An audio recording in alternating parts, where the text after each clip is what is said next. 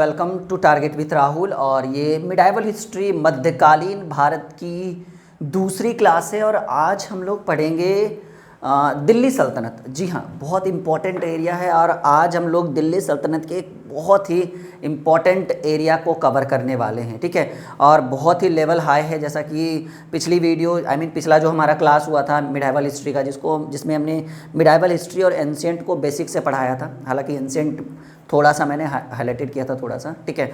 और मिडाइवल को हमने पढ़ाया था जिसमें हम मोहम्मद बिन कासिम, मोहम्मद गौरी और महमूद गजनवी, इन तीनों के बारे में मैंने आपको बताया था। तो देखिए, मैंने आपको बताया था, ठीक है। पहले थोड़ा सा पीछे वाले क्लास को कवर करते फिर आज करेंगे। मैंने आपको बताया था 1191, ठीक है, 1191 में, ठीक है, 1191 में फर्स्ट वेटन ऑफ तराइन की पहली लड़ाई हुई थी। किसके किसके बीच में, मैंने आपको पढ़ा दिया पिछली क्लास में। फर्स्ट वेटन ऑफ तराइन की पहली लड़ाई सन 1191 ईस्वी में मोहम्मद गौरी और पृथ्वीराज चौहान के बीच हुआ, जिस युद्ध में पृथ्वीराज चौहान विजयी रहा, ठीक है। फर्स्ट वेटन ऑफ तराइन, जिसको हम कहेंगे तराइन की पहली लड़ाई। तराइन की पहली लड़ाई ये कहाँ, किस जगह पे हुआ था? तराइन नामक स्थान पे हुआ था, ठीक है। फिर मैंने आपको बताया था 1192 यानी सन 1192 में, ठीक है, सेकेंड वेटन ऑफ तराइन, जिसको हम कहेंगे तराइन की दूसरी लड़ाई, ठीक है। अब ये किसके किसके बीच में हुआ था? ये भी सेम व्यक्ति, पृथ्वीराज चौहान और मोहम्मद गौरी किस वंश से था? वही आपका महमूद गजनवी, मुस्लिम साम्राज्य से रिलेटेड था, ठीक है। तुर्क था, गजनी साम्राज्य के अधीन था। तो सेकेंड वेटन ऑफ तराइन की दूसरी लड़ाई, इसमें विजयी कौन रहा? इसमें रहा पृथ्वीराज चौहान विजयी। इसमें कौन विजयी रहा? सेकेंड वेटन ऑफ तराइन की दूसरी लड़ाई 1192 में पृथ्वीराज चौहान और मोहम्मद गौरी में के बीच, इसमें कौन विजयी रहा? इस बार जो है मोहम्मद गौरी जीता। फिर हमने पढ़ा था सन 1194 में वेटन ऑफ चंदावर, ठीक है, कहेंगे चंदावर का युद्ध। ये युद्ध कहाँ लड़ा गया था? चंदावर नामक स्थान पे लड़ा गया था। कब लड़ा गया था? 1194 में। किसके किसके बीच में? मोहम्मद गौरी और जिसको युद्ध का न्योता जिसने दिया था, राजा जयचंद्र। ये हिंदू राजा था, राजा जयचंद्र, ठीक है। और इस युद्ध में भी गौरी जो है ये क्या रहा? विजयी रहा, ठीक है। और चंदावर के युद्ध को जीतने के बाद मोहम्मद गौरी ने किया क्या कि अपना जितना भी साम्राज्य था उसका एक गुलाम था, ठीक है, गुलाम का नाम था कुतुबुद्दीन ऐबक, ठीक है, गुलाम का नाम था कुतुबुद्दीन ऐबक। गौरी ने क्या किया कि अपना जितना भी जीता हुआ साम्राज्य था उस पूरे साम्राज्य को अपने गुलाम सेनापति कुतुबुद्दीन ऐबक को सौंप दिया। बोला, लो भारत की साम्राज्य को, भारत की सत्ता को तुम संभालो, हम चले गजनी। और वो कहाँ लौट गया? वो वापस अपने देश गजनी की ओर चला गया। मतलब ये कहाँ लौट गया? गजनी चला गया। तो अब कौन संभालेगा? अब जो है गजनी साम्राज्य को कौन संभालेगा? जो इंडिया में चल रहा था साम्राज्य, तो अब संभालने लगा कुतुबुद्दीन ऐबक। अब जो है मैंने आपको बताया था कि मोहम्मद गौरी, ठीक है, मोहम्मद गौरी जिसका पूरा नाम शहाबुद्दीन मोहम्मद गौरी था, मोहम्मद गौरी जो है ये कहाँ चला गया? ये चला गया गजनी। और गजनी में जाने के बाद सन 1206 ईस्वी में, 1206 ईस्वी में इसकी क्या हो जाती है? मृत्यु हो जाती है। और मृत्यु होने के बाद उतने दिन तक तो ये नॉर्मली साम्राज्य को संभाले हुए था, लेकिन जब मोहम्मद गौरी की मृत्यु हो जाती है तो इसने क्या किया ना, क्योंकि ये क्या था? ये गुलाम था, ठीक है। मृत्यु होने के बाद इसने अपने ही नाम पर, जैसे अपने ही कर्म पे, ये क्या था? गुलाम था, एक वंश की स्थापना की और उस वंश का नाम रखा गया गुलाम वंश। तो गुलाम वंश किसकी मृत्यु के बाद मरा? मोहम्मद गौरी की मृत्यु के बाद। कब हुई गुलाम वंश की स्थापना? 1206 में। किसने किया? कुतुबुद्दीन ऐबक। और यही गुलाम वंश जो है ना बाबू, दिल्ली सल्तनत के अंतर्गत पहला साम्राज्य था, पहला वंश था। और यहीं से उदय होता है कौन से साम्राज्य का? दिल्ली साम्राज्य का, ठीक है, दिल्ली सल्तनत कहेंगे हम लोग, ठीक है। तो अब हम लोग हेडिंग बनाते हैं, पहले दिल्ली सल्तनत क्या है, कौन कौन से वंश उसमें आए, उसको कैसे याद करेंगे, कौन सा वंश कब तक चला, फिर एक एक कर करके पांचों वंश के बारे में पढ़ेंगे। ठीक है, क्लियर। इसे हम मिटा रहे हैं।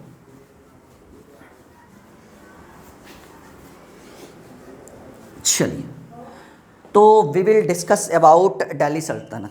ठीक है, दिल्ली सल्तनत के बारे में हम लोग डिस्कस करते हैं। ये हमने हेडिंग बना दिया दिल्ली सल्तनत, नोट करिएगा अपनी कॉपी में। बहुत ही मज़ेदार एरिया हम कवर कर रहे हैं। बहुत लोग हिस्ट्री पढ़ नहीं पाते। एक चीज़ याद रखिएगा, अगर आपका लक्ष्य एक सरकारी नौकरी, अगर आपका लक्ष्य सिर्फ टाइम पास करना है तब तो कुछ मत पढ़ो, बस ज़िंदगी किसी तरह कट जाएगी।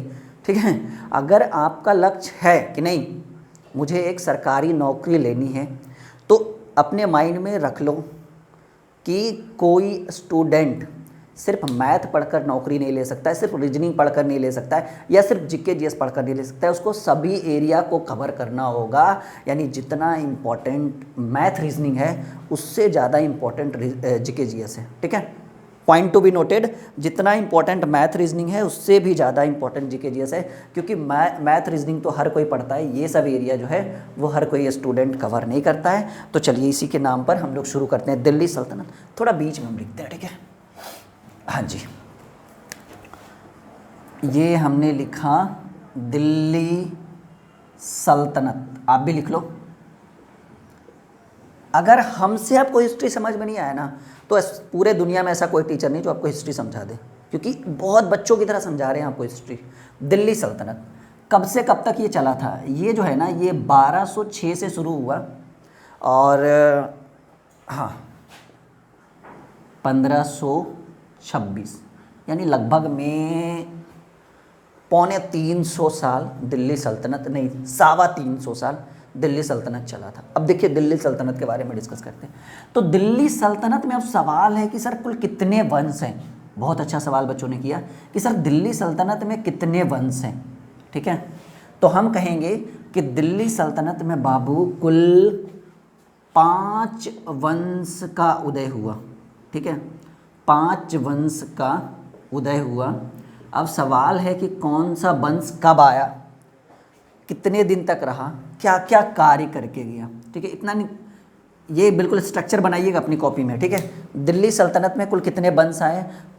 5 वंश आया और इसके बारे में हम आपको डिस्कस करने वाले हैं। ठीक है, 5 वंश का उदय हुआ दिल्ली सल्तनत इस शासनकाल में 1206 से 1526 तक 5 वंश आया। ठीक है, पहला गुलाम वंश, अभी हम डिस्कस कर रहे थे। ठीक है, कब से कब तक?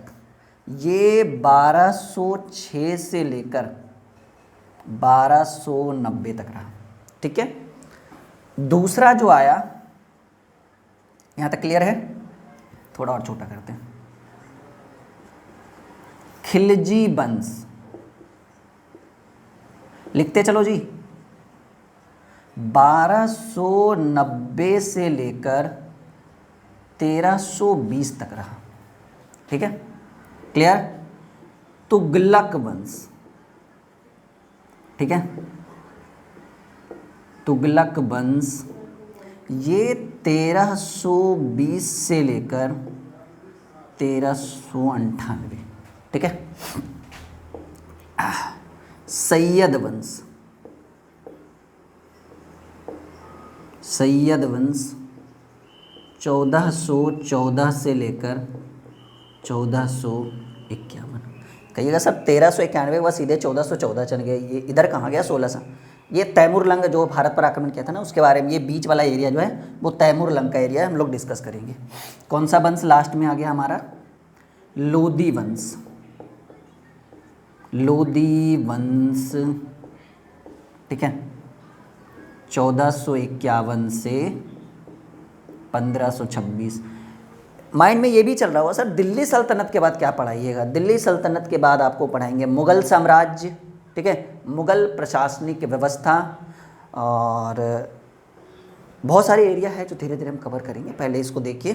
ठीक है, क्योंकि बच्चे बहुत सारे बोल रहे थे सर मैथ तो रोज़ चल रहा है, रीजनिंग भी मिला ठीक ठाक आ रहा है, जीके जीएस लाइए थोड़ा कुछ स्पेशल लीजिए। देखिए अब सवाल है सर इतना याद होगा, आप याद कर लेते हैं तो क्या है, हम भी याद कर लेंगे। मन में चल रहा है ना ये कि आप याद कर लिए तो क्या हम भी याद कर लेंगे। अब वो एक ट्रिक बता देते हैं ना, याद हो जाएगा। ठीक है, गुलाम वंश, खिलजी वंश, तुगलक वंश, सैयद वंश, लोधी वंश। देखिए कैसे, गुलाम वंश 1206 से 1290, खिलजी वंश 1290 से 1320, तुगलक वंश 1320 से 1398, सैयद वंश 1414 से 1451 और लोधी वंश 1451 से 1526। इसको ट्रिक हम बताते हैं, लिखिएगा कि गुल खिले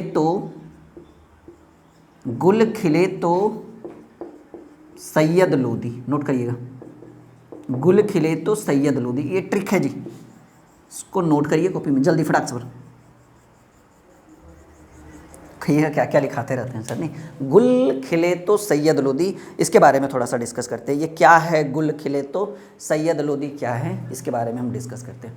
देखिए, गुल से हो गया गुलाम वंश 1206 से 1290, ये तो याद करना होगा, इस भी तो आपको याद करना होगा।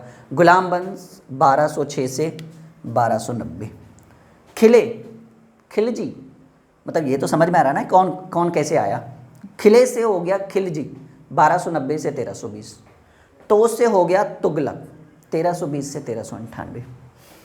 सैयद तो सैयद 1400 से क्या, बीच का एरिया तैमूर लंका है, हम डिस्कस करेंगे बाद में।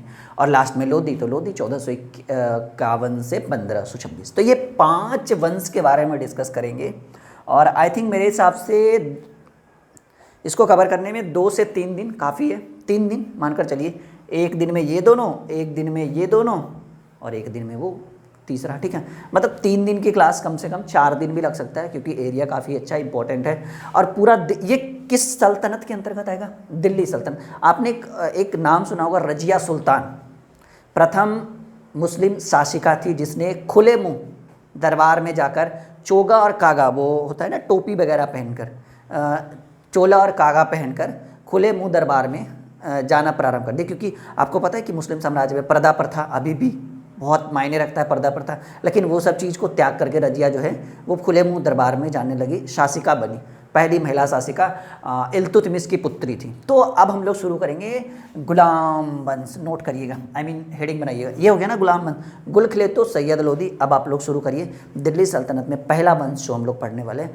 कोशिश करेंगे आज गुलाम वंश पूरा खत्म कर दे। गुलाम वंश नोट कर, हेडिंग बनाइएगा। ठीक है, बहुत अच्छा कॉन्सेप्ट देने वाले हैं, कोई बुक का यूज़ नहीं कर रहे हैं, कोई नोट्स देख नहीं रहे हैं। तो जो मेरे माइंड में है, जो मेरे बॉडी के अंदर है, वो चीज़ें हम आपके आगे रखेंगे। जो चीज़ें भूल गए तो भूल गए, ठीक है, लेकिन जो इम्पोर्टेंट है वो हम आपको कवर करवा देंगे।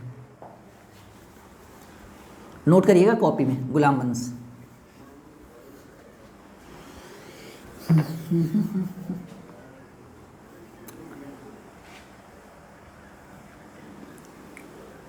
चलिए बाबू, शुरू करते हैं गुलाम वंश।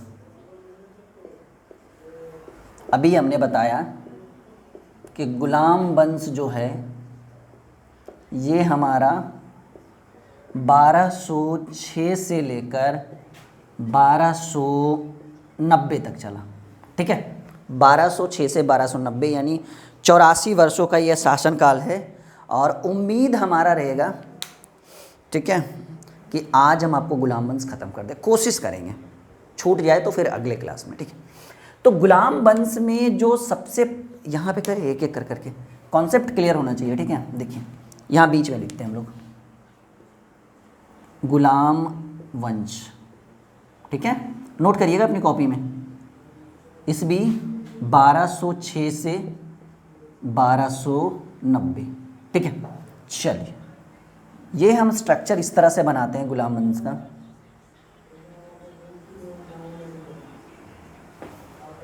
करे ओके, थोड़ा सा एक बार देख लेते हैं फिर हम लोग शुरू करते हैं। हो सकता है कि वो बोर्ड पे आई नहीं और हम लोग पढ़ाते चल रहे हैं। हाँ जी बिल्कुल आ रहा है। हाँ, आज एकदम एक एक पार्ट को उधेड़ के रख देंगे गुलाम वंश को। ठीक है, यहाँ तक आ गया।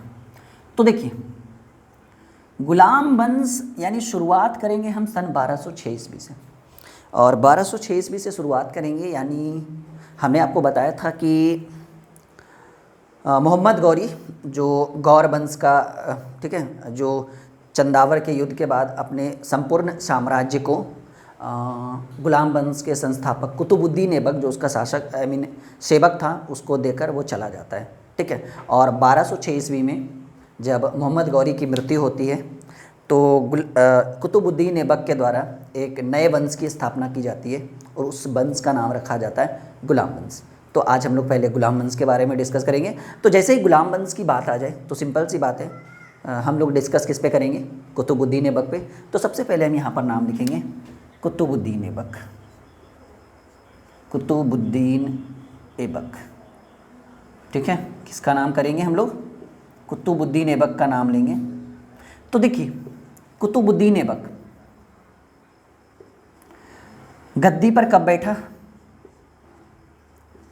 गद्दी पर बैठा सन 1206 ईस्वी में। कौन से वंश की स्थापना करता है ये गुलाम वंश का संस्थापक कहलाएगा, ठीक है। गुलाम वंश का संस्थापक, ठीक है। गुलाम वंश का संस्थापक कौन होता है, कुतुबुद्दीन ऐबक। गद्दी पर कब बैठा, 1206 ईस्वी में। अब एक सवाल है कि सर जब ये गद्दी पर बैठा तो राजधानी तो कहीं बनाया होगा ना, दिल्ली सल्तनत के अंतर्गत आता है, पर राजधानी, जी हाँ बिल्कुल, राजधानी जो है इसने राजधानी जो है अपनी लाहौर में स्थापित की, ठीक है। समझ में आ रहा है। तो गुलाम वंश के संस्थापक थे कुतुबुद्दीन ऐबक। कुतुबुद्दीन ऐबक ने 1206 ईस्वी में गुलाम वंश की स्थापना की, अपनी राजधानी जो है वो लाहौर स्थापित की। और इनकी खासियत ये थी, ठीक है। अच्छा, आपने दिल्ली में कुतुब मीनार का नाम सुना है, ज़रूर सुना होगा, जी बिल्कुल। इन्होंने जो है ये दिल्ली में स्थित कुतुब मीनार, ठीक है, कुतुब मीनार की नींव डाल दी, ठीक है, कुतुब मीनार की नींव डाली, ठीक है। समझिए इस चीज़ को कि गुलाम वंश की स्थापना 1206 ईस्वी में राजधानी लाहौर कुतुबुद्दीन ऐबक ने किया, और दिल्ली में कुतुब मीनार जो अभी भी फेमस है, ठीक है, दार्शनिक स्थल में, उसकी जो नींव मतलब पहला जो जड़ जो है ना, ये इसी के द्वारा दी गई थी। दिल्ली स्थित कुतुब मीनार की नींव डाली किसने, कुतुबुद्दीन ऐबक ने, ठीक है, कुतुबुद्दीन ऐबक। तो अब सवाल है कि यहाँ से सबसे बड़ा बन गया बहुत बड़े एग्जाम के लिए कि कुतुब मीनार की नींव डालने वाला पहला शासक कौन था, कुतुबुद्दीन ऐबक। अपने ही नाम पर कुतुब मीनार, अपने ही नाम पर कुतुबुद्दीन ऐबक ने दिल्ली में स्थित कुतुब मीनार की नींव डाली। अब एक सवाल यहाँ पर उठता है कि कब से कब तक रहा, बहुत अच्छी बात है। ये जो है ना ये 1206 से 1210 तक रहा। तो अब मन में सवाल आया सर 4 ही साल, जी बिल्कुल। देखिए कम समय रहने का रीज़न क्या है कि ये जो है ना, ये आपने कभी चौगान का नाम सुना है, चौगान, उसको अभी जो है ना आधुनिक भाषा में पोलो कहा जाता है। अब वो क्या है हम आपको बताते हैं। घोड़े पे बैठकर एक स्टिक लेकर और ऐसे जो गेंद को स्टिक करके मारता है ना, ठीक है, मतलब गेंद धरती पे रहती है, अब वो घोड़े पे बैठ के इसे उसको मारना होता है। पता नहीं, मैंने भी कभी खेला नहीं आज तक, ठीक है। तो उसको बोलते हैं, प्राचीन भाषा में चौगान बोला जाता था, अभी उसका नाम जो है आधुनिक में पोलो कहा गया है, पोलो, ठीक है। तो कुतुबुद्दीन ऐबक जो है ना वो चौगान खेलने का बड़ा शौकीन था, पोलो खेलने का जो है ना बड़ा शौकीन था। तो सन 1210 ईस्वी में, ठीक है, 1210 ईस्वी में कुतुबुद्दीन ऐबक घोड़े पर बैठकर चौगान खेल रहा था, और चौगान खेलते समय घोड़े से ये गिर गया और घोड़ा जो है इसके ऊपर चढ़ गया। तो सन 1210 में, ठीक है, इसकी जो है वो मृत्यु हो गई। 1210 में इसकी मृत्यु हो गई। किस कारण से हो गई, चौगान के कारण, ठीक है, चौगान के कारण जो है वो 1210 में, मात्र 4 साल ये शासक रहा, 1210 में जो है वो कुतुबुद्दीन ऐबक की मृत्यु हो गई। तो अब एक सवाल छोटा सा आ गया कि सर अब ये तो मर गया, मृत्यु के बाद, ठीक है, अब देखिए बहुत अच्छे अच्छे काम इसने किए, राजधानी लाहौर स्थापित किया, मृत्यु कब हुई 1210 में, किस कारण से, चौगान, पोलो। तो अब इसकी मृत्यु के बाद, ठीक है, कुतुबुद्दीन ऐबक की मृत्यु के बाद 1210 में ही, ठीक है, एक व्यक्ति है जिनका नाम है आराम शाह, ठीक है। ये जो है कुतुबुद्दीन ऐबक की मृत्यु के बाद आराम शाह दिल्ली सल्तनत की गद्दी पर बैठा, यानी गुलाम वंश का अगला शासक कौन रहा, आराम शाह रहा।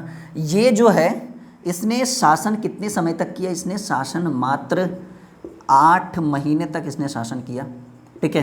8 महीने तक शासन किया। और इसके बाद इसका देखिए कुतुबुद्दीन ऐबक का एक सेनापति था या गुलाम कहिए, और दामाद भी था, सेनापति भी था।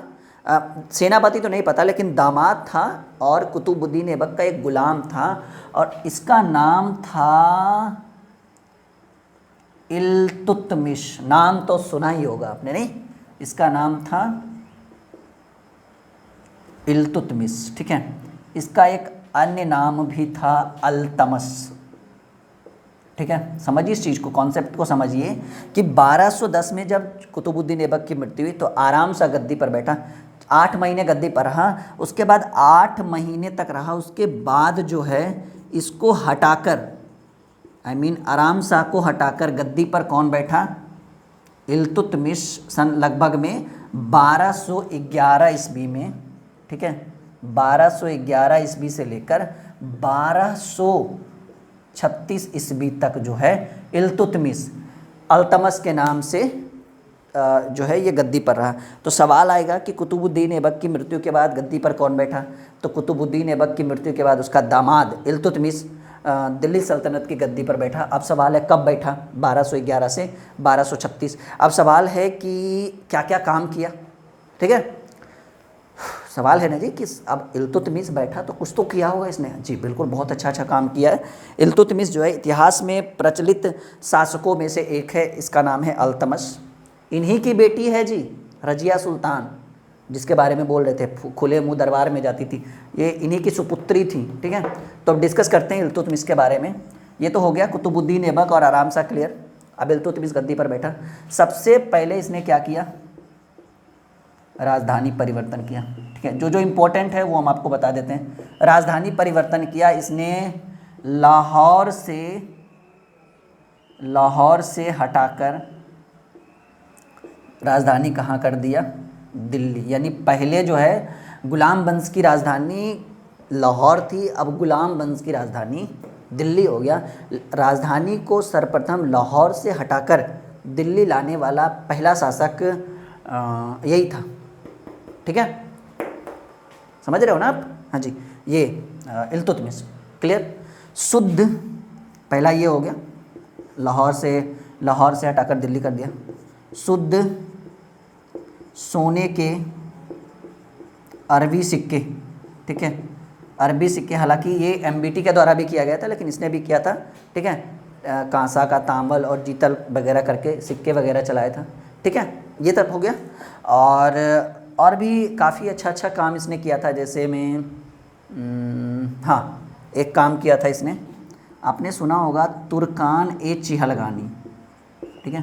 अब सवाल है कि सर तुर्कान ए चिहलगानी क्या है? देखिए ये जो है ना तुर्कान ए चिहलगानी, तीसरा जो काम किया था तुर्कान ए चिहलगानी क्या है? ये 40 व्यक्तियों का एक समूह होता था। एक जो होता था ना 40 व्यक्तियों का, ठीक है,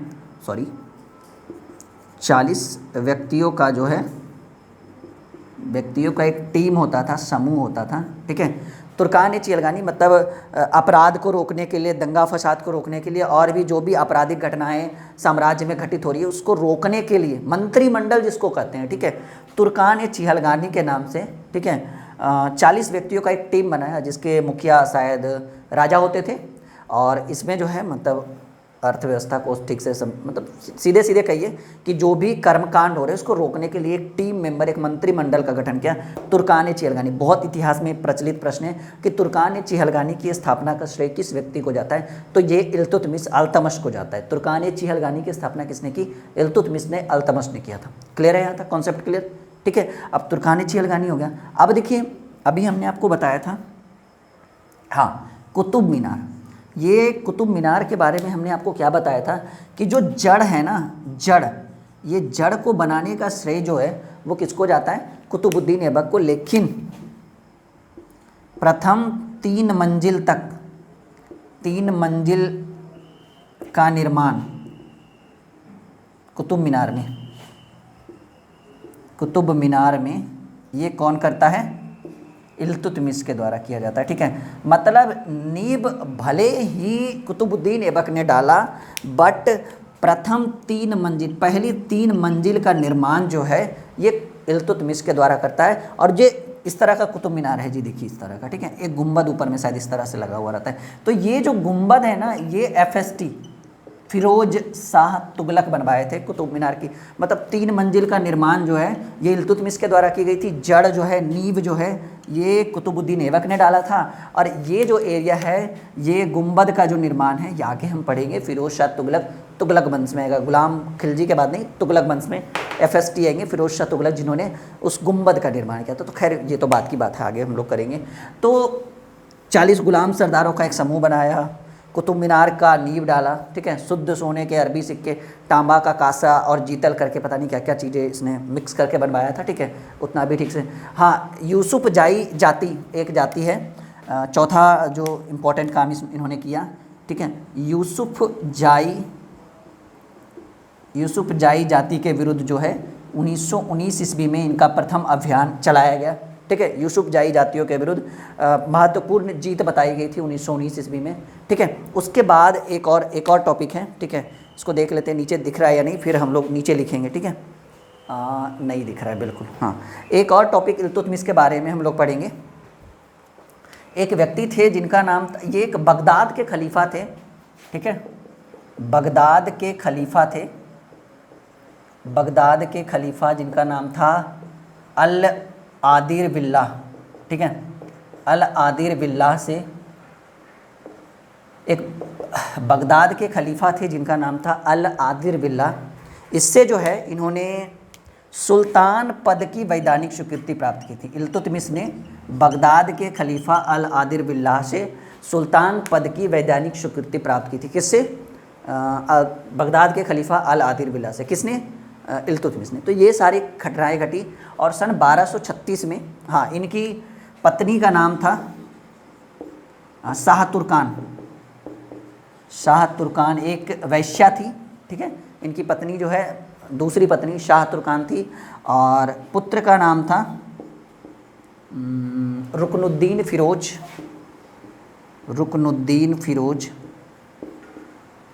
और पहली पत्नी थी, उनसे एक पुत्री थी जिनका नाम था रजिया सुल्तान, ठीक है। मतलब पहली पत्नी से जो पुत्री थी जिनका नाम था रजिया सुल्तान, और ये शाह तुर्कान एक वैश्या थी जिनके, और ये इनका पुत्र था ये, ठीक है, रुकनुद्दीन फिरोज। तो अब सवाल है कि 1236 में जब इल्तुतमिश की मृत्यु हुई तो गद्दी पर कौन बैठेगा? ऑब्वियसली सिंपल सी बात है कि गद्दी पर बैठेगा, हाँ, रुकनुद्दीन फिरोज। लेकिन क्या होता है ना, तुर्क अमीर, जो तुर्क से जो अमीर आए थे, क्योंकि ये तुर्की हैं, ये लोग पूरा उधर का एरिया है, ठीक है, सब मोहम्मद बिन कासी, महमूद गजनी, महमूद गजनबी, मोहम्मद गौरी, सब तुर्क सामंत थे, ठीक है। तो जब रुकनुद्दीन फिरोज गद्दी पर बैठा तो इसका जो है ना शाह तुर्कान का वर्चस्व इसके ऊपर था, क्योंकि माता थी। तो ये जो है ना दिल्ली सल्तनत को निचोड़ रहे थे, मतलब समझिए एक तरह से खोखला कर रहे थे, ठीक है। तो इस कारण से दिल्ली के तुर्क अमीरों ने, ठीक है, इसका साथ ना देकर इसको मार पीट कर इसको गद्दी से हटा दिया। और अब जो है इल्तुतमिश के बाद रुकनुद्दीन फिरोज जो है कुछ दिन गद्दी पर रहा। रियल में गद्दी पर किसको बैठा दिया गया? रजिया सुल्तान को। तो अब हम लोग डिस्कस करेंगे रजिया सुल्तान, ठीक है। इधर मैं मिटा देता हूँ,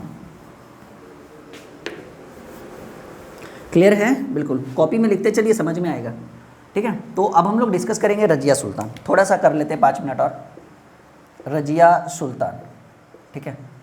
अब सवाल है सर ये कब से कब तक रही?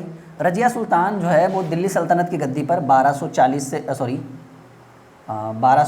से लेकर 1240 तक रही। देखिए, इल्तुतमिश की मृत्यु हुई, उसका पुत्र, ठीक है, सौतेला पुत्र रुकनुद्दीन फिरोज गद्दी पर बैठा। तुर्क आमीरों का सामंत नहीं मिला, तो सामंत ना मिलने के कारण रुकनुद्दीन फिरोज को गद्दी पर से हटा दिया गया, और उसके बाद रजिया को गद्दी पर बैठा दिया गया, जो इल्तुतमिश की पुत्री थी। अब ये क्या कर दी, चोगा और कागा, मुस्लिम संप्रदाय में होता है, शायद कान्हा, कुल्हा वगैरह क्या क्या पता नहीं, वो सब पहन के खुले मुँह दरबार में, क्योंकि प्राचीन काल में और अभी भी मुस्लिम संप्रदाय में पर्दा प्रथा जो है वो बहुत महत्वपूर्ण माना जाता है। लेकिन रजिया ने सभी को त्याग करके, ठीक है, पर्दा प्रथा को त्याग करके खुले मुँह दरबार में जाना प्रारंभ कर दी, और बिल्कुल खुले मुँह दरबार में जाना स्टार्ट कर दी। और इस कारण से जो है 1236 से लेकर 1240 तक रजिया गद्दी पर रही। रजिया की शादी जो है, ठीक है, ये अल्तुनिया से हो गई, और सिंपल है, ज़्यादा कुछ नहीं है, कुछ 3-4 साल गद्दी पर रही, लेकिन 1240 में, ठीक है, 1240 में रजिया की हत्या कर दी गई। अब सवाल है कि रजिया की हत्या किसने की, तो 1240 में कैथल के पास रजिया की हत्या डाकुओं द्वारा कर दी गई थी, डाकुओं द्वारा कर दी गई, ठीक है। मतलब 1240 में कैथल के पास रजिया की हत्या डाकुओं के द्वारा की गई थी। और ठीक है, इसी तरह से रजिया का भी साम्राज्य खत्म हो गया। फिर छोटे छोटे शासक आते गए, जो हम आपको अगले क्लास में अच्छे से समझाएंगे, क्योंकि ये क्लास काफ़ी लंबा हो चुका है, अब ज़्यादा लंबा होगा तो फिर आप बोर होइएगा। बताइएगा मिडाइवल हिस्ट्री में आपको मज़ा आ रहा है या नहीं, इंटरेस्ट पैदा हो रहा है या नहीं, और क्या हम आपको पूरा कॉन्सेप्ट प्रोवाइड कर रहे हैं दिल्ली सल्तनत का, ठीक है। गुलाम वंश, अभी गुलाम वंश में और भी कॉन्सेप्ट है, ऐसा मत सोचिएगा ख़त्म हो गया। अभी गुलाम वंश 1200, अभी तो हम लोग 1206 से 1240 तक ही है, 1240 से 1290 अगले वीडियो में, और खिलजी भी उसमें ख़त्म कर देंगे। अगले क्लास में गुलाम और खिलजी दोनों कवर हो जाएगा। ओके, रहने देते, बाय बाय, टेक।